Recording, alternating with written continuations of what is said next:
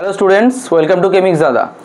এটা আমাদের অর্গানিক কেমিস্ট্রির নেক্সট ভিডিও। এর আগের ভিডিওতে আমরা কি দেখেছিলাম? আমরা দেখেছিলাম যে অর্গানিক রিয়াকশন মেকানিজম কিন্তু আমরা স্টার্ট করেছিলাম। সেখানে আমরা নিউক্লিওফিলিক সাবস্টিটিউশন রিয়াকশন স্টার্ট করেছিলাম, SN1 আর SN2 এই দুটো মেকানিজম আমরা দেখেছিলাম। আজকে আমরা সেই সাবস্টিটিউশন রিয়াকশনেরই আরও দুটো ভাগ আছে, ইলেকট্রোফিলিক সাবস্টিটিউশন আর ফ্রি রেডিক্যাল সাবস্টিটিউশন। ইলেকট্রোফিলিক আর ফ্রি রেডিক্যাল এই দুটোকে আমরা আজকে দেখে নেব। চলো শুরু করা যাক।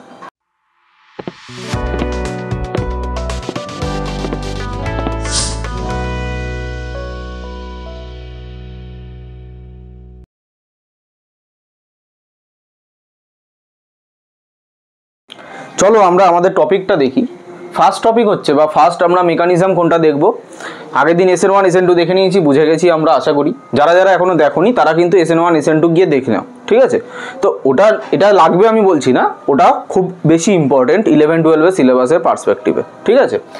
এইবারে এখানে আমরা দেখব ইলেকট্রোফিলিক সাবস্টিটিউশন রিয়াকশন। তাহলে সাবস্টিটিউশন রিয়াকশন আমরা কি জানি, যে একটা কম্পাউন্ড বা একটা গ্রুপ বা একটা মলিকিউল বা একটা অ্যাটম থাকবে, সে সরে যাবে, তার জায়গায় অন্য কোনো একটা অ্যাটম বা মলিকিউল এসে বা গ্রুপ এসে বসবে। এটা হচ্ছে সাবস্টিটিউশন রিয়াকশন। একজনের জায়গায় অন্য একটা লোক এসে বসবে, সেটা হচ্ছে সাবস্টিটিউশন রিয়াকশন। এবার ইলেকট্রোফিলিক সাবস্টিটিউশন মানে কি?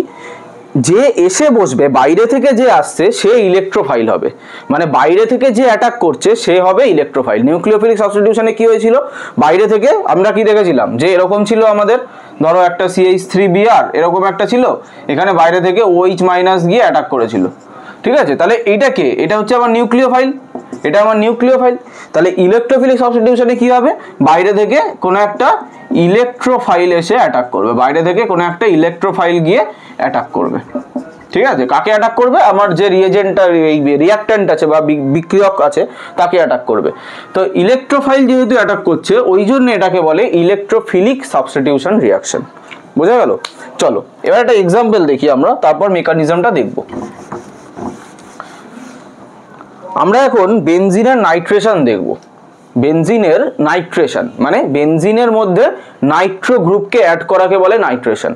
নাইট্রেশন কথাটার অর্থ হচ্ছে নাইট্রো গ্রুপ অ্যাড করা, কার মধ্যে? বেনজিনের মধ্যে, ঠিক আছে? সেইটা করার জন্য এই যে নাইট্রো গ্রুপটা আসবে, নাইট্রো গ্রুপটা অ্যাজ এ ইলেকট্রোফাইল হিসাবে আসবে। কোথা থেকে আসবে? দেখো, ধরো বেনজিন আছে, এটা বেনজিন, তোমরা সবাই জানো, ফর্মুলা হচ্ছে C6H6। এই পয়েন্টগুলোতে কার্বন থাকে, প্রত্যেকটা একটা করে হাইড্রোজেন থাকে, তাই তো? এরকম প্রত্যেকটা একটা করে হাইড্রোজেন থাকে। সেই হাইড্রোজেনগুলো কিন্তু আমরা যখন নর্মাল স্ট্রাকচারটা আঁকি সেটা কিন্তু আমরা আর দেখাই না, ঠিক আছে? এই কার্বনগুলোর মধ্যে ডাবল বন্ড থাকবে, ক্লিয়ার? আচ্ছা, তো এই বেনজিনটায় আমার কি অ্যাটাক করবে? NO2+। আমি কি বলছি? ইলেকট্রোফাইল অ্যাটাক করবে। ইলেকট্রোফাইল কাকে বলে? যারা নিজেরা পজিটিভলি চার্জ হয়, তাই না? যারা নিজেরা পজিটিভলি চার্জ হয় আর যারা ভ্যাকেন্ট অরবিটাল থাকে, যারা নিজেরা পজিটিভলি চার্জ হয় আর যাদের ভ্যাকেন্ট অরবিটাল থাকে, মানে ওরা ইলেকট্রনকে অ্যাকসেপ্ট করতে পারবে। ইলেকট্রোফাইল মানে ইলেকট্রন লাভিং স্পিসিস, ঠিক আছে? তো পজিটিভলি চার্জ, তার মানে এটা ইলেকট্রোফাইল। তা ইলেকট্রোফাইল এসে অ্যাটাক করে কি তৈরি করবে? এটা আমার তৈরি করবে এই বেনজিন, তার মাথায় NO2, মানে একটা হাইড্রোজেন ছিল, এই হাইড্রোজেনটাকে NO2 গ্রুপটা সাবস্টিটিউট করে দিয়েছে বা রিপ্লেস করে দিয়েছে। বাকি পয়েন্টগুলোতে হাইড্রোজেন আছে কিন্তু, সেটা ভেবো না যে নেই, আমরা নর্মালি দেখাই না, ঠিক আছে? তো এইটাকে আমরা বলবো নাইট্রোবেনজিন, তাই তো? এটাকে আমরা বলবো নাইট্রোবেনজিন, আর এটাকে আমরা বলবো বেনজিন। NO2 গ্রুপ অ্যাড হয়ে নাইট্রোবেনজিন আমার তৈরি করবে। এই হচ্ছে আমার মেন রিয়াকশন, ক্লিয়ার? বেনজিন আছে, NO2 গ্রুপ অ্যাড হয়ে নাইট্রোবেনজিন তৈরি করবে। আমাকে এখানে এই যে NO2 গ্রুপটা আনার জন্য আমাকে মিডিয়ামে কি দিতে হবে? আমাকে মানে রিঅ্যাক্ট্যান্ট হিসেবে কি দিতে হবে? আমাকে দিতে হবে কনসেন্ট্রেটেড নাইট্রিক অ্যাসিড আর কনসেন্ট্রেটেড সালফিউরিক অ্যাসিড, HNO3 আর H2SO4, কনসেন্ট্রেটেড নাইট্রিক অ্যাসিড আর কনসেন্ট্রেটেড সালফিউরিক অ্যাসিড। এটাকে আমরা শর্টে বলি, এই মিক্সচারটাকে আমরা শর্টে বলি মিক্সড অ্যাসিড। তো পরীক্ষায় যদি অ্যারোর ওপরে ধরো বেনজিন দিয়ে দিয়েছে, পরীক্ষায় প্রশ্নটা এরকম দিয়েছে, ধরো বেনজিন এরকম দেওয়া আছে, এরকম অ্যারো দেওয়া আছে, অ্যারোর ওপরে M.A মিক্সড অ্যাসিড লিখে দিল, তখন তোমার প্রোডাক্টটা কি হবে? মিক্সড অ্যাসিড মানেই সেখানে নাইট্রিক অ্যাসিড আর সালফিউরিক অ্যাসিড আছে।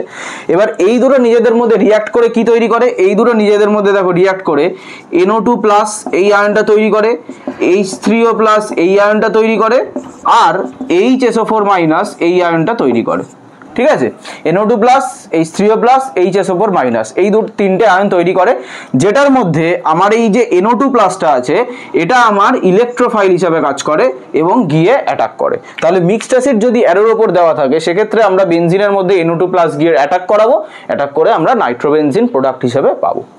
বোঝা গেছে? আশা করি বোঝা গেছে। তার মানে আমার এখানে এই যে ইলেকট্রোফাইলটা কোথা থেকে আসছে, HNO3 আর H2SO4। তাহলে অ্যাকচুয়ালি এই রিয়াকশনটাকে আমরা কিরকম লিখবো, অ্যারোর ওপরে কনসেন্ট্রেটেড HNO3 আর কনসেন্ট্রেটেড H2SO4, ঠিক আছে, এইটা আমার থাকবে, তাই না? এই দুটো দিলে তবেই আমার NO2 প্লাস জেনারেট করবে, আর NO2 প্লাস জেনারেট করলে তবেই সেটা গিয়ে অ্যাটাক করবে আর ইলেকট্রোফিলিক সাবস্টিটিউশন হবে, কারণ NO2 প্লাস, ঠিক আছে। তো এক্সাম্পলটা বোঝা গেছে। এবার এই জিনিসটা হচ্ছে কি করে, অ্যাকচুয়ালি হয়টা কিভাবে সেটা আমরা দেখব, ঠিক আছে। এটা কিন্তু দুটো স্টেপে আচ্ছা এই জায়গাটা আমি মুছে দিলাম, এই বেনজিন ফেনজিন লেখা এই জায়গাগুলো আমি মুছে দিলাম, ঠিক আছে। এখানে আমি আবার মেকানিজমটা দেখাবো, এটা হচ্ছে আমার মেকানিজম। মেকানিজম কিসের, ইলেকট্রোফিলিক সাবস্টিটিউশন রিয়াকশন। আমি ভেবো না যে NO2 দিয়ে দেখাচ্ছি বলে এইটা দিয়েই হবে, যে কোনো ইলেকট্রোফাইল যদি সাবস্টিটিউট করে তখন এই মেকানিজমেই হবে বেনজিন রিংয়ে, ক্লিয়ার? যে কোনো ইলেকট্রোফাইল যদি সাবস্টিটিউট করে এই মেকানিজমেই হবে। আজকে Cl প্লাস Br প্লাস যে কোনো হ্যালোজিনেশন হয় বেনজিনের মধ্যে, ক্লোরোবেনজিন ব্রোমোবেনজিন এগুলো তৈরি হয়, এগুলো ইলেকট্রোফিলিক সাবস্টিটিউশন করেই তৈরি হয়, সেম ভাবে তৈরি হবে যেভাবে আমি এইটার মেকানিজমটা দেখাবো। তো এইটা কিন্তু আমি একটা এক্সাম্পল নিয়ে দেখাচ্ছি, আমাকে দেখাতে গেলে তো একটা এক্সাম্পল লাগবে, তো একটা এক্সাম্পল নিয়ে দেখাচ্ছি। এটা কিন্তু সবার ক্ষেত্রেই প্রযোজ্য, যে কোনো ইলেকট্রোফিলিক সাবস্টিটিউশনের ক্ষেত্রে, ঠিক আছে। মেকানিজম মানে এটা জেনারেল প্রসেস, এই প্রসেসেই হবে, সেটা ইলেকট্রোফাইল যেই থাক না কেন, ক্লিয়ার? আচ্ছা, তো মেকানিজমের আমার স্টেপ দুটো আছে। ফার্স্ট স্টেপে কি হয়, স্টেপ 1, প্রথম স্টেপে কি হয়, এই যে বেনজিনটা আছে বেনজিনের মধ্যে NO2 গ্রুপটা গিয়ে অ্যাটাক করে। দেখো কি হচ্ছে, এই হচ্ছে আমার বেনজিন, ঠিক আছে। এইটার মধ্যে NO2 প্লাস আমার মিডিয়ামে নাইট্রিক অ্যাসিড সালফিউরিক অ্যাসিড আছে, NO2 প্লাস ওরা প্রডিউস করেছে, NO2 প্লাস গিয়ে অ্যাটাক করবে। এবার NO2 প্লাস গিয়ে অ্যাটাক করবে না, বিষয়টা হচ্ছে আমি তোমাদেরকে আগের ক্লাসেও মানে আগের ভিডিওতেও বলেছি যে SN1 SN2 পড়ানোর সময় যে অর্গ্যানিক রিয়াকশন মেকানিজমে আমরা সবসময় নেগেটিভ এন্ডের থেকে পজিটিভ এন্ডের দিকে অ্যারোটা দেবো, সেটা যে যেখানেই যাক না কেন, আমরা আমাদের অ্যারোর ডিরেকশনটা নেগেটিভ টু পজিটিভ থাকবে, ক্লিয়ার? তার মানে এইখানে ধরো এই ডাবল বন্ডটা গিয়ে এই ডাবল বন্ডের ইলেকট্রনটা গিয়ে NO2 কে অ্যাটাক করছে। স্যার ডাবল বন্ডের ইলেকট্রনটা গিয়ে কেন অ্যাটাক করবে, সিঙ্গেল বন্ডেরটা কেন অ্যাটাক করবে না? তার কারণ হচ্ছে তুমি ভেবে দেখো, যখন দুটো কার্বন কার্বন বন্ড থাকে, কার্বন কার্বন বন্ড থাকে আর কার্বন কার্বন ডাবল বন্ড থাকে, তো ব্রেক কোনটা আগে হবে, ডাবল বন্ডটা না সিঙ্গেল বন্ডটা? স্টেপ মানে স্ট্রেংথ কোন বন্ডটার বেশি? অবশ্যই সিঙ্গেল বন্ডের বেশি। কেন? কারণ ওরা sp3 হাইব্রিডাইজড আর এদের ডাবল বন্ডটা sp2 হাইব্রিডাইজড, সেক্ষেত্রে ওদের স্ট্রেংথটা অনেকটা কমে যায়, ঠিক আছে। তো ডাবল বন্ডটা কিন্তু সিঙ্গেল বন্ডের থেকে অনেক বেশি উইক এবং সিঙ্গেল বন্ডের আগে ব্রেক করবে। আর সিঙ্গেল বন্ডটা কি, আরও একটা ভাইটাল পয়েন্ট, সিঙ্গেল বন্ডটা হচ্ছে সিগমা বন্ড।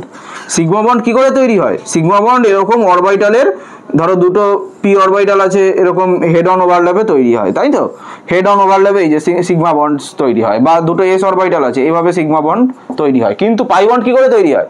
ডাবল বন্ড হচ্ছে পাই বন্ড প্যারালাল ওভারল্যাপে তৈরি হয়, প্যারালাল ওভারল্যাপ, এই ওভারল্যাপ এই ওভারল্যাপ, এরকম ওভারল্যাপে তৈরি হয়। তো সিগমা বন্ডের স্ট্রেংথ অনেকটাই বেশি, যেহেতু এরকম এইভাবে একদম হাতটা ধরে আছে, তো প্যারালালি আঙ্গুল দুটো ধরে থাকো, এটা তাড়াতাড়ি ছেড়ে যাবে, কিন্তু এইভাবে যদি হাতটা ধরে থাকো এটা কিন্তু অনেকটাই শক্তিশালীভাবে আটকে থাকবে। তো সিগমা বন্ডের স্ট্রেংথটা বেশি, ওই জন্য সিগমা বন্ডটা থাকবে, ডাবল বন্ডের স্ট্রেংথটা কিন্তু কম, তো ডাবল বন্ডটা ব্রেক করে যাবে সিগমা বন্ডের আগে, ক্লিয়ার? এই জায়গাটা আমি মুছে দিই। তো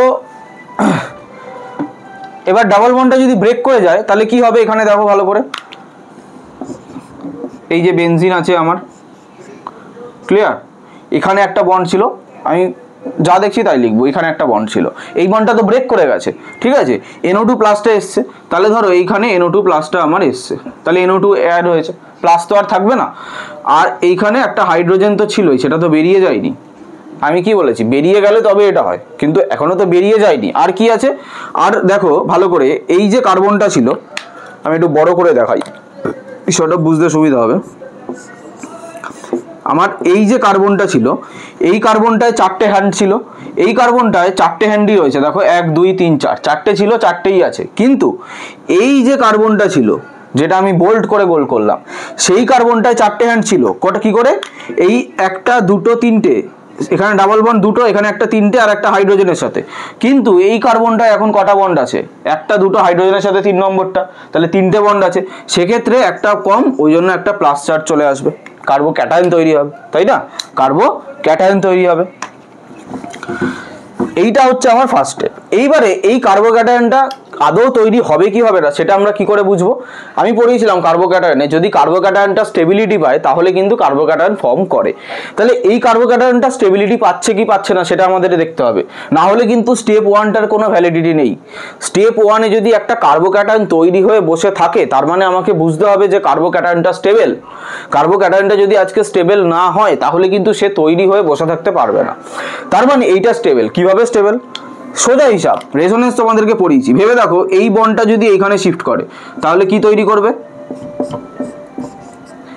এখানে একটা বন্ড, এখানে একটা বন্ড, এখানে দুটো আছে, একটা হাইড্রোজেন একটা NO2, দুটোই আছে, চাপ নেই। আর এইখান থেকে একটা বন্ড কমে গেছে এইখান থেকে, তাহলে এইখানে প্লাস চার্জটা চলে আসবে। এইবারে এই বন্ডটা যদি এখানে শিফট করে তাহলে কি হবে? ভালো করে দেখো, এখানে একটা বন্ড, এখানে একটা বন্ড, এখানে হাইড্রোজেন আছে, NO2 আছে, ঠিক আছে, আর এখানে প্লাস চার্জটা চলে এসছে কারণ এখান থেকে একটা হাত খুলে গেছে। তাহলে এই যে 3টে স্ট্রাকচার রাখলাম, এই 3টে স্ট্রাকচারের যে কোনো একটাই থাকতে পারে, কারণ এরা তো নিজেদের মধ্যে রেজোনেন্স করে স্টেবিলাইজড আছে। আবার কি হবে? আবার যদি এইটা ঘুরে যায়, মানে এইদিকে যখন আবার এইটা ঘুরে যাবে তখন আবার এইদিকে চলে আসবে, তখন আবার এইটা চলে আসবে, আবার যখন এটা ঘুরবে তখন আবার এটা চলে আসবে, এইভাবে চলতে থাকবে। তো এরা কি এদের নিজেদের মধ্যে রেজোনেন্স করতে পারছে, তাহলে রেজোনেন্স করতে পারলে এরা স্টেবিলাইজড। আমরা কি বলেছি? কার্বোক্যাটায়ন যদি রেজোনেন্স করতে পারে তাহলে সেই কার্বোক্যাটায়নটা কিন্তু স্টেবিলিটি পাবে। তাহলে এই কার্বোক্যাটায়নটা স্টেবল, তার মানে স্টেপ 1-এ এই প্রোডাক্টটা তৈরি হবে। ক্লিয়ার? এবার স্টেপ 2-তে কি হবে? স্টেপ 2-তে ভালো করে দেখো, আমার ইলেকট্রোফিলিক সাবস্টিটিউশন, তাই তো? ইলেকট্রোফিলিক সাবস্টিটিউশন, তাহলে ইলেকট্রোফাইল এসে অ্যাটাক করে গেছে কিন্তু সাবস্টিটিউশন কিন্তু এখনো হয়নি। হাইড্রোজেনকে সরানোর কথা, হাইড্রোজেন কিন্তু এখনো সরেনি, ওর নিজের জায়গাতেই এখনো বসে আছে। তাহলে এই স্টেপে কি হবে? বুঝতেই পারছো, হাইড্রোজেনটা সরবে। এবার হাইড্রোজেনটা কি করে সরে আমি আগে এঁকে নিই। এই যে আমার ধরো এই স্ট্রাকচারটা আঁকলাম, এই হাইড্রোজেন, এই হচ্ছে আমার NO2, আর এখানে আমার প্লাস চার্জ আছে, যে কোনো একটা আঁকতে পারো 3টের মধ্যে, কোনো প্রবলেম নেই, ঠিক আছে? তো এইখানে NO2 আছে, এখানে ডাবল বন্ড আছে, এই বেনজিন, ঠিক আছে? এইবারে আমার এখান থেকে হাইড্রোজেনটা রিপ্লেস হবে, তাই না? হাইড্রোজেনটা যদি রিপ্লেস হয় তাহলে আমার NO2টা আমরা বলতে পারবো যে ইলেকট্রোফাইল হিসেবে হাইড্রোজেনকে ওর জায়গা থেকে সাবস্টিটিউট করে দিতে পেরেছে, তার মানে ইলেকট্রোফিলিক সাবস্টিটিউশন রিঅ্যাকশন হয়েছে, সেটা আমরা বলতে পারবো। তাহলে হাইড্রোজেনটাকে সাবস্টিটিউট কে করতে পারে? আচ্ছা ধরো আমি এটাকে একটু এদিকে করে লিখি।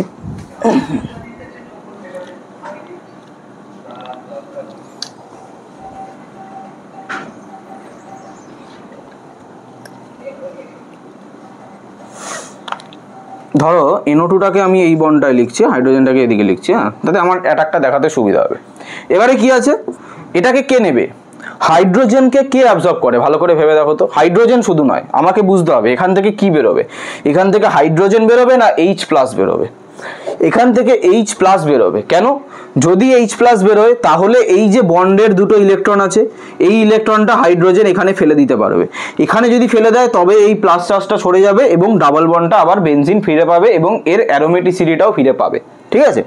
তাহলে হাইড্রোজেনটাকে কিভাবে বেরোতে হবে? হাইড্রোজেনটাকে অ্যাজ এ H+ হিসাবে বেরোতে হবে। তাহলে H+ হিসাবে হাইড্রোজেনকে কে বার করতে পারবে? যদি কোনো একটা বেস থাকে মিডিয়ামে বা ক্ষার থাকে যে H+ অ্যাবজর্ব করে। ব্রনস্টেড ডেফিনেশন অনুযায়ী আমরা জানি যারা প্রোটন অ্যাবজর্ব করে তারা হচ্ছে বেস। সেরকম ভাবে যদি একটা মিডিয়ামে একটা বেস থাকে, সেইটা যারা H+ কে অ্যাবজর্ব করবে তাদেরকেই আমরা বেস বলবো। তাহলে এরকম একটা যদি বেস আমরা পাই, সেক্ষেত্রে কিন্তু আমরা হাইড্রোজেনটাকে সরিয়ে নিতে পারবো। এইবারে মজার ব্যাপার হচ্ছে, আমি যেটা মুছে ফেলেছি সেখানে দেখো, আমি যখন এই যে HNO3 আর H2SO4 এর রিঅ্যাকশনটা লিখেছিলাম তখন আমার কি কি তৈরি হয়েছিল? NO2+, হাইড্রোনিয়াম আয়ন, আর কি তৈরি হয়েছিল? HSO4-। এইটা তো মিডিয়ামে আছে, এটা কি বেস? তাহলে এখানে HSO4- আছে। এই HSO4- কি দেখবে? আমি যদি একটা H+ কে পাই তাহলে মাইনাসটাও চলে যাবে, একটা হাইড্রোজেন চলে আসবে, তার মানে ও সালফিউরিক অ্যাসিড ফর্ম করতে পারবে। তাই সালফিউরিক অ্যাসিড একটা স্টেবল স্ট্রাকচার। তাহলে HSO4- কি করবে? ও এখান থেকে এসে এই হাইড্রোজেনটাকে অ্যাবজর্ব করবে। হাইড্রোজেনটাকে অ্যাবজর্ব করবে, হাইড্রোজেনটাকে নিয়ে বেরিয়ে যাবে। আর হাইড্রোজেনটা কি করবে, এই দুটো ইলেকট্রন এখানে ফেলে দেবে। তাহলে এখানে ফেলে দিলে কি হবে, এই বন্ডটা এইখানে চলে আসবে, আর কিচ্ছু না, এই বন্ডটা এখানে চলে আসবে আর প্লাস চার্জটা চলে যাবে। কারণ এই কার্বনের একটা হাত কম হওয়ার জন্য প্লাস চার্জ হয়েছিল, একটা হাত তো হয়ে যাচ্ছে, প্লাস চার্জ আবার চলে যাবে, তো কোনো প্রবলেম নেই আমার। তাহলে কি হচ্ছে এখানে ভালো করে দেখো, এই যে NO2, এখানে একটা বন্ড, এখানে একটা বন্ড, এখানে একটা বন্ড পড়ছে, আর এখানে বেনজিনের মাথায় NO2 থাকছে। তাহলে এইবারে কিন্তু আমরা বলতে পারি ও আরেকটা জিনিস, সেটা হচ্ছে H2SO4 তৈরি হচ্ছে, H2SO4 তৈরি হচ্ছে, তাই তো।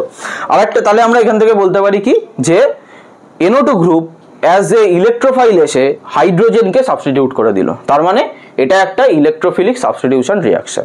আচ্ছা, যে কোনো ইলেকট্রোফিলিক সাবস্টিটিউশন রিয়াকশনে কিন্তু এই প্রসেসেই হবে। আজকে যদি NO2-র জায়গায় ক্লোরিন থাকতো, সাপোজ ধরো রিয়াকশনটা এরকম, ধরো বেনজিন আছে, বেনজিনের মধ্যে ক্লোরিন FeCl3 এরকম জিনিসপত্র দিলাম, তাহলে এইখান থেকে Cl প্লাস জেনারেট করে, ক্লোরিন প্লাস। হ্যাঁ, তোমরা বলবে হ্যাঁ স্যার দেখিনি ক্লোরিন প্লাস, ক্লোরিন তো মাইনাস হয় না, ক্লোরিন প্লাসও জেনারেট করে, ঠিক আছে। এই ক্লোরিন প্লাসটা গিয়ে একে অ্যাটাক করে, একে অ্যাটাক করে আমার কি তৈরি করে, হাইড্রোজেনকে সাবস্টিটিউট করে ক্লোরোবেনজিন তৈরি করে। তাহলে এই যে ক্লোরোবেনজিনটা তৈরি হচ্ছে, এটাও কিন্তু ইলেকট্রোফিলিক সাবস্টিটিউশন। তাহলে ইলেকট্রোফাইলটাকে এখানে ক্লোরিন প্লাস, কিন্তু এই মেথডেই হবে। এখানে NO2-র জায়গায় খালি ক্লোরিন, NO2-র জায়গায় ক্লোরিন, NO2-র জায়গাগুলোতে ক্লোরিন দিয়ে আমরা সাবস্টিটিউট করব। বোঝা গেল? এই হচ্ছে ব্যাপার। আর ওখানে বেস হিসাবে Cl- ওকে অ্যাটাক করে নেবে, ঠিক আছে। তো এইভাবে ব্যাপারগুলো এগোয়। তো দেখে নাও, আশা করি বুঝতে পেরেছো। এইবারে আমাদের টপিক হচ্ছে ফ্রি রেডিক্যাল সাবস্টিটিউশন, ঠিক আছে। তো সাবস্টিটিউশনের এটাই লাস্ট মেকানিজম। নিউক্লিওফিলিক হয়ে গেছে, ইলেকট্রোফিলিক আজকে হয়ে গেল, আগের দিন নিউক্লিওফিলিক SN1 SN2 হয়ে গেছে। তো free radical substitution, free radical substitution reaction কি, আমি বললাম সাবস্টিটিউশন রিয়াকশন মানে একজনের জায়গায় অন্যজন এসে বসবে। তাহলে ফ্রি রেডিক্যাল সাবস্টিটিউশন মানে ফ্রি রেডিক্যাল এসে বসবে, ফ্রি রেডিক্যাল এসে অন্যজনের জায়গায় বসবে। ক্লিয়ার? এটার একটা এক্সাম্পল হিসেবে আমরা নিতে পারি, ধরো এই রিয়াকশনটাকে CH3 CH4, যেটাকে আমরা বলি মিথেন। মিথেন ক্লোরিনের সাথে রিয়াকশন করছে, আর আমি এখানে দিয়েছি সানলাইট, ঠিক আছে। তাহলে আমার কি তৈরি করবে, CH3Cl প্লাস HCl, প্রাইমারি পর্যায়ে। এই রিয়াকশনটা কিন্তু আরো অনেকভাবে এগিয়ে যাবে, ঠিক আছে। সেটা আমি শেষে মেকানিজমটা দেখানোর পরে আমি বলে দেবো, কিন্তু আপাতত CH3Cl HCl তৈরি করবে, ঠিক আছে। তো এইটা কি করে তৈরি হয়, এটা কিন্তু এই ফ্রি রেডিক্যাল সাবস্টিটিউশন মেথডেই তৈরি হয়, ঠিক আছে। প্রসেসটা কি আছে, প্রসেসটা যদি আমরা বলতে যাই, তাহলে আমাদেরকে বলতে হবে যে এটার 3টে ধাপ আছে। ধাপের অ্যাকচুয়ালি স্টেপ 1 স্টেপ 2 বলে নেই বিষয়টা। তো প্রথমের যে ফার্স্ট যে ধাপটা, সেটাতে কি হয়, সেটাতে ক্লোরিন যে মলিকিউলটা আছে, সেই ক্লোরিন মলিকিউলটা সানলাইট পড়ার জন্য ক্লোরিনটা ফ্রি রেডিক্যালে ডিভাইড হয়ে যায়, মানে বা কি বলবো, ডিসোসিয়েট করে যায়, ফ্রি রেডিক্যালে ডিসোসিয়েট করে যায়, ঠিক আছে, বা বিভাজিত হয়ে যায়। তো ক্লোরিন মলিকিউলটা কীরকম থাকবে, Cl বন্ড Cl এরকম থাকবে। এইবারে এটার মধ্যে সানলাইট পড়ার জন্য, সানলাইটকে আমরা অনেক সময় H দিয়েও দেখাই, ঠিক আছে। এটার মধ্যে সানলাইট পড়ার জন্য কি হয়, এইটা তোমরা জানো ফ্রি রেডিক্যাল কি করে ব্রেক করে, আমি যে বলেছি সিঙ্গেল হেডেড অ্যারো দিয়ে দেখাতে হবে, তাই না। ডাবল হেডেড অ্যারো দিয়ে দেখানো মানে পুরো ইলেকট্রন মানে পুরোটাই দুটো ইলেকট্রনই শিফট করে যাচ্ছে। আর এই সিঙ্গেল হেডেড অ্যারো দিয়ে দেখা মানে এই ক্লোরিন যখন তৈরি হয়েছিল, ক্লোরিন একটা ইলেকট্রন, ক্লোরিনের আর একটা ইলেকট্রন, দুটো ইলেকট্রন পেয়ার বানিয়ে তারপর ক্লোরিন তৈরি করেছিল, তাই তো, এইভাবে তৈরি করেছিল। তাহলে যখন ব্রেক করবে, এরটাও এ নিয়ে চলে যাবে, ওরটাও নিয়ে চলে যাবে। এইটা হচ্ছে আমার ফ্রি রেডিক্যাল তৈরি হয় এইভাবে। এটা তোমরা সবাই আশা করি জানো, যারা জানো না তারা জেনে নিতে পারো, প্লেলিস্টের লিঙ্ক দেওয়া আছে ডেসক্রিপশনে। তো এই হচ্ছে আমাদের ক্লোরিন। তাহলে যে যার ইলেকট্রন নিয়ে বেরিয়ে যাবে, তাহলে আমার কি তৈরি করবে, chlorine dot plus chlorine dot, মানে chlorine free radical plus chlorine free radical হলো। সেকেন্ড স্টেপে কি হয়, সেকেন্ড স্টেপে আমার মেন অ্যাটাকটা হয়, কার সাথে অ্যাটাক হয়, এই যে CH4 কি আছে, ধরো মিথেন, এটাকে আমরা এইভাবে লিখতে পারি CH3 বন্ড H, তাই না। বা H3টাকে যদি এই দিকে করে লেখো, তাহলে তোমার হয়তো বুঝতে সুবিধা হবে, H3C বন্ড H লিখতে পারি, তো H3C বন্ড H, এটা আমরা লিখতে পারি। তাহলে এইখানে দেখো, এইখানে কি হয়, আমাদের মিডিয়ামে সিএল ডট আছে, তাহলে এখানে আমার সিএল ডটটা যদি চলে আসে তাহলে এটা গিয়ে এই হাইড্রোজেনকে অ্যাটাক করতে পারে। কি করে? এটা গিয়ে ধরো এই হাইড্রোজেনটাকে অ্যাটাক করলো, আমি কিন্তু ফ্রি র্যাডিক্যাল এটা মাথায় রাখবে, কখনোই কিন্তু ডাবল হেডেড অ্যারো দিয়ে দেখাবো না। এটা গিয়ে হাইড্রোজেনকে অ্যাটাক করলো আর এই বন্ডের যে ইলেকট্রনটা সেটা কার্বনের মাথায় উঠে গেল, আর এই বন্ডের ইলেকট্রনটা হাইড্রোজেনের মাথায় উঠে গেল। ক্লিয়ার? তাহলে কি হলো ব্যাপারটা? অ্যাকচুয়ালি এই অ্যারোটা দেখানোর দরকার পড়ে না, এটা এইদিকে একে অ্যাটাক করছে, এইটা এইদিকে ব্রেক করে যাচ্ছে, এটা এইভাবেই দেখাতে হয়। ঠিক আছে? তাহলে কি তৈরি হবে? তাহলে CH3 এর মাথায় একটা ফ্রি র্যাডিক্যাল তৈরি হবে আর এইদিকে আমার HCl এটা তৈরি হয়ে যাবে, তাই না? এইবারে তুমি এটাও ধরতে পারো, এই যে ধরো CH3 যে ফ্রি র্যাডিক্যালটা তৈরি হলো, এই র্যাডিক্যালটা তোমার ক্লোরিনের সাথে রিঅ্যাক্ট করতে পারে, ClCl। ধরো আর একটা Cl2 মলিকিউল আছে, আমি যখন মিডিয়ামে মলিকিউল দিয়েছি একটা তো নেই, তাহলে সেই ClCl মলিকিউল আছে, সেই ClCl মলিকিউলকে এরকম গিয়ে অ্যাটাক করে এইটাকে আবার ব্রেক করে দিতে পারে। তারপরে কি তৈরি হতে পারে? এই CH3 এর সাথে Cl plus chlorine free radical. তাহলে এইবারে এই যে ক্লোরিন ফ্রি র্যাডিক্যালটা তৈরি হলো, মজার ব্যাপার হচ্ছে এই যে ক্লোরিন ফ্রি র্যাডিক্যালটা তৈরি হলো এটা আবার এই স্টেপটায় গিয়ে অ্যাটাক করবে, আর একটা মিথেনকে গিয়ে অ্যাটাক করবে, তারপর এটা আবার তৈরি করবে, আবার এটা হবে, আবার অটোমেটিক এইভাবে মানে চেন রিয়াকশনের মতো চলতে থাকবে। তোমাকে সানলাইট কন্টিনিউয়াস দিয়ে যেতে হবে এমন নয়, তুমি একবার দিয়ে দিলে তারপরে অটোমেটিক ওরা চেন রিয়াকশনের মতো অ্যাটাক করতেই থাকবে, তুমি যতক্ষণ না অন্য কোনো কিছু করে এ করছো বা মিথেনের অ্যামাউন্টটা শেষ হয়ে যাচ্ছে বা কিছু। বোঝা গেল বিষয়টা? এটা কিন্তু অটোমেটিক প্রসেস। তো ফার্স্ট স্টেপে আমার কি হয়, দুটো ক্লোরিন অ্যাটম নিজেদের মধ্যে যে বন্ড করে থাকে তারা ফ্রি র্যাডিক্যালে ডিস্ট্রিবিউট হয়ে যায় বা ডিসোসিয়েট করে যায়, সানলাইটের প্রেজেন্সে ক্লোরিন ফ্রি র্যাডিক্যাল তৈরি হয়। তো ক্লোরিন ফ্রি র্যাডিক্যাল তৈরি হওয়ার পরে কি হয়, আমার যে মিথেন আছে CH4, এটা কিন্তু অ্যাকচুয়ালি CH4, এটাকে আমরা CH3H করে লিখেছি কারণ বন্ডটা ব্রেক করাটা দেখাতে হবে। তাহলে এখানে ক্লোরিন ফ্রি র্যাডিক্যালটা হাইড্রোজেনটাকে অ্যাটাক করছে, এখান থেকে আবার কার্বনের মাথায় তার নিজের র্যাডিক্যালটা উঠে যাচ্ছে। তাহলে এটা কি হলো? আমার মিথাইল ফ্রি র্যাডিক্যাল। এটা আমার কি তৈরি হলো? Methyl free radical. আর HCl তৈরি হয়ে গেল, এই যে হাইড্রোজেন আর ক্লোরিন অ্যাটাক করেছে। এইবারে এই যে মিথাইল ফ্রি র্যাডিক্যালটা আছে এটা আবার মিডিয়ামে আরো Cl2 মলিকিউল আছে, সেই Cl2 মলিকিউলকে অ্যাটাক করবে। অ্যাটাক কিভাবে করবে? এই ফ্রি র্যাডিক্যালটা এই ক্লোরিনকে মারবে, এই ক্লোরিনের মাথায়, এই ক্লোরিনটার মাথায় নিজের র্যাডিক্যালটা উঠে যাবে। তাহলে এই CH3 আর Cl এই দুটো ফ্রি র্যাডিক্যাল বন্ড করে কি তৈরি করলো? মিথাইল ক্লোরাইড CH3Cl, যেটা আমার প্রোডাক্ট, মেন প্রোডাক্ট। আর ক্লোরিন ফ্রি র্যাডিক্যাল তৈরি করলো আর একটা। এবার এই ক্লোরিন ফ্রি র্যাডিক্যালটাই আবার এইখানে চলে আসবে, এইটা হিসাবে কাজ করবে, তাই না? আবার অ্যাটাক করবে, আবার মারবে, মানে একবার এই ফার্স্ট স্টেপটা যদি একবার হয় এটাকে বলে স্টার্টিং স্টেপ, এটাকে বলে স্টার্টিং স্টেপ। ঠিক আছে? এই স্টেপটা একবার হওয়ার পরে এইটাকে বলে ডিস্ট্রিবিউশন স্টেপ বা বিস্তার পর্যায়। এই সেকেন্ড স্টেপটা অটোমেটিক চলতে থাকবে, আর প্রয়োজন নেই বাইরে থেকে এই সানলাইট প্রোভাইড করার বা এইগুলো প্রোভাইড করার।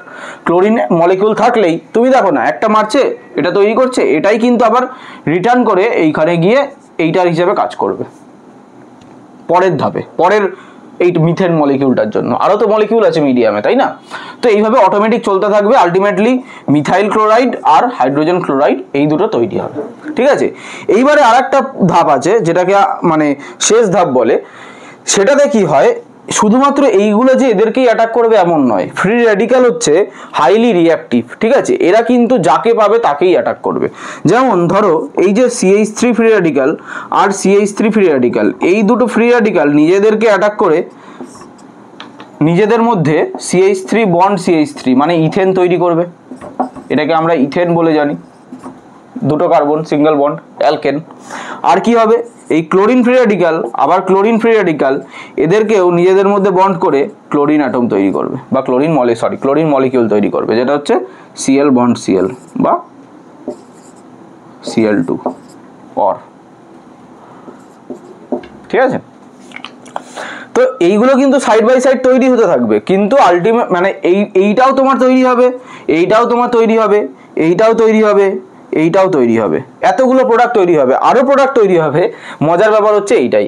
তো এইটা হচ্ছে আমাদের ফ্রি র্যাডিক্যাল সাবস্টিটিউশনের মেকানিজম। তাহলে এখানে কি হচ্ছে দেখো, এই যে ফ্রি র্যাডিক্যাল তৈরি হচ্ছে, ফ্রি র্যাডিক্যালটা গিয়ে হাইড্রোজেনকে সাবস্টিটিউট করছে, তাহলে ফ্রি র্যাডিক্যাল সাবস্টিটিউশন হলো তো। এইবারে বিষয়টা হচ্ছে এইখানে, তার মানে মেথডে যদি আমরা কোনো রিয়াকশন করাই তাহলে আমরা কি দেখতে পাচ্ছি যে আমরা কিন্তু কোনো একটা ডিজায়ার্ড প্রোডাক্ট বা একটা নির্দিষ্ট প্রোডাক্টে আমরা ডাইরেক্ট পৌঁছাতে পারছি না, যে আমাদের ওই প্রোডাক্টটাই লাগবে, এটা কিন্তু ফ্রি রেডিকাল করলে পসিবল নয়। কারণ এরা এতটাই হাইলি রিঅ্যাক্টিভ, এরা সবাইকে ধরে অ্যাটাক করতে শুরু করে দেবে, যাকে পাবে তাকে, কোয়া কাউকে দেখবে না, ঠিক আছে।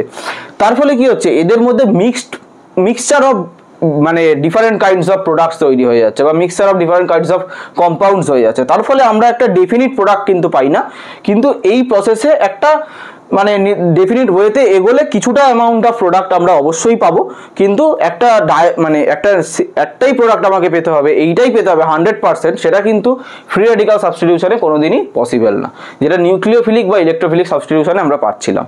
এটাই হচ্ছে এই ফ্রি রেডিকাল মেকানিজমের ড্রব্যাকস। ক্লিয়ার? তো এইবারে আমি যেটা বলছিলাম লাস্টে তোমাদেরকে বলে দেবো, এইটা হচ্ছে মেকানিজম, মুছে দিচ্ছি আমি, আশা করি টকা হয়ে গেছে।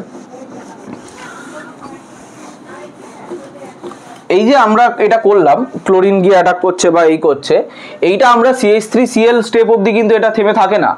এইটা এই যে CH3Clটা আছে, ঠিক আছে, এই CH3Cl এ আবার Cl এরকম অ্যাটাক করে ক্লোরিন ডট, ধরো ক্লোরিন ডট এসে অ্যাটাক করলো, তাহলে কি হবে, আর একটা হাইড্রোজেনকে ওরা সাবস্টিটিউট করবে, তখন CH2H, তখন এই হাইড্রোজেনটাকে ওরা অ্যাটাক করে নিয়ে নেবে, নিয়ে নিলে কি তৈরি করবে, তখন CH2Cl2, ঠিক আছে, CH2Cl2, এটাকে আবার ক্লোরিন দিয়ে অ্যাটাক করলে কি হবে, CHCl3, এটাকে আবার যদি ক্লোরিন দিয়ে অ্যাটাক করি মানে ক্লোরিন সানলাইট, এটা হবে CCl4, এটাকে বলে কার্বন টেট্রাক্লোরাইড, এটাকে বলে ক্লোরোফর্ম, এটাকে বলে ক্লোরোফর্ম, যেটা ওই নাকে দিয়ে অজ্ঞান করা হয় সিনেমায়, সেটা হচ্ছে ক্লোরোফর্ম, ঠিক আছে। তো এটা হচ্ছে কার্বন টেট্রাক্লোরাইড। এইভাবে কিন্তু এইটা কিন্তু আলটিমেট প্রোডাক্ট, যেখানেই যাক না কেন এইটাতে যাবে, শেষে গিয়ে এখানেই শেষ হবে। এই যে চেন রিয়াকশনটা পরপর নিজেরাই হয়ে যাচ্ছে, এটা আলটিমেটলি কোথাও না কোথাও তো শেষ হবে, এইখানে শেষ হবে। ক্লিয়ার? তো এই হচ্ছে আমাদের ফ্রি রেডিকাল সাবস্টিটিউশন রিয়াকশন আর তার মেকানিজমগুলোই কিন্তু তোমাদের বেশি করে দরকার, তোমাদের ভালো করে বুঝতে হবে মেকানিজমগুলো। যদি মেকানিজমগুলো বুঝতে পারো তাহলে অর্গানিক কেমিস্ট্রির মানেটা বুঝতে পারবে, অর্গানিক কেমিস্ট্রির টেস্টটা বুঝতে পারবে।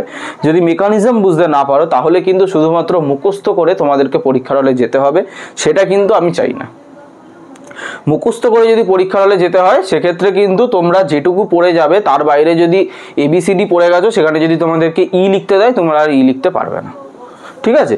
কাজেই তোমরা এমনভাবে পড়াশোনাটা করো অর্গানিক কেমিস্ট্রিটা, বিশেষ করে যে কোনো সাবজেক্ট, আমি অর্গানিক কেমিস্ট্রিটা এখন পড়াচ্ছি বলে এটার কথা বলছি, ফিজিক্সেরও যে কোনো কিছু, কেমিস্ট্রিরও যে কোনো সাবজেক্ট, অঙ্কেরও, তো এমনভাবে পড়াশোনাটা করতে হবে যাতে তোমাদের আজকে জিনিসটা তোমরা কনসেপ্টটা ভেতর থেকে ক্লিয়ার হয়।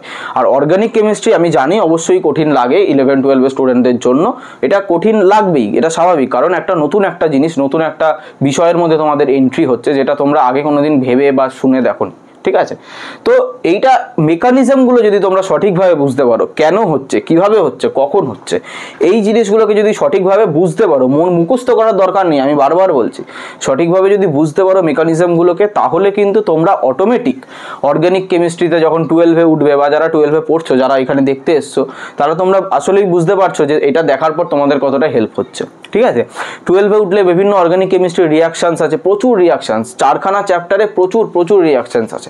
সেই রিয়াকশনসগুলো কিন্তু এই 11-এর এই চ্যাপ্টারটায় আমি যে কটা মেকানিজম শেখাবো শুধুমাত্র সেই কটার উপরই বেস করে দাঁড়িয়ে আছে, এর বাইরে কিচ্ছু নেই, নাথিং ইন অর্গানিক কেমিস্ট্রি এর বাইরে আছে, ঠিক আছে। তার মানে এই কটা মেকানিজম কিন্তু আমাদেরকে ভালো করে রপ্ত করে ফেলতে হবে, নিজেদের রক্তে ঢুকিয়ে নিতে হবে, ঠিক আছে। মেকানিজম যদি হাত থেকে বেরোয় তবেই অর্গানিক কেমিস্ট্রি হবে, না হলে কিন্তু হবে না। তাই আশা করি বুঝতে পেরেছো, তোমরা দেখতে থাকো, দেখে নাও, যদি আবার বুঝতে না পারো ভিডিওটা আবার চালিয়ে দেখো, ঠিক আছে। SN1 SN2 ভিডিওটাও ভালো করে মন দিয়ে দেখো। আমি কিন্তু আমার সব ভিডিওতে বলি না যে এই ভিডিওটা আবার দেখো বা এই ভিডিওটা চালিয়ে দেখো, বিশেষ করে আমি মেকানিজমের ভিডিও বলেই বলছি কথাগুলো, যে ভিডিওগুলো কিন্তু একটু ভালো করে রিওয়াইন্ড করে তোমরা ভালো করে কনসেপ্ট ক্লিয়ার করে দেখবে। যদি কোনো ডাউট থেকেও যায় তাহলে আমাদেরকে কমেন্ট সেকশন অবশ্যই জানিও, হোয়াটসঅ্যাপ গ্রুপ আছে, এই হোয়াটসঅ্যাপ চ্যানেল আছে, টেলিগ্রামের গ্রুপ আছে, সেখানেও তোমরা জানাতে পারো, ঠিক আছে। পড়াশোনাটা মন দিয়ে করতে থাকো, আর আমি এভাবেই ক্লাস আস্তে আস্তে অর্গানিক কেমিস্ট্রি করাবো, তারপরে আরও দেখতেই পাবে প্লে লিস্টে পরপর জিনিসপত্রগুলো চলে আসবে। তো তোমাদেরকে সাপোর্ট করার জন্য আমরা মেটেরিয়াল অবশ্যই প্রোভাইড করে যাব। আর নিজেরা নিজেদের পড়াশোনাটা এমনভাবে করো, এমন মানে লেভেলে করো যাতে তোমাদেরকে মুখস্থ কম করতে হয়, তোমরা যাতে বিভিন্ন প্রশ্নের বিভিন্ন দিক থেকে প্রশ্ন করলেও সেটাকে অ্যাটেন্ড করতে পারো। ঠিক আছে, আজকের মতো এই পর্যন্তই, দেখা হচ্ছে নেক্সট ভিডিওয়ে, টাটা।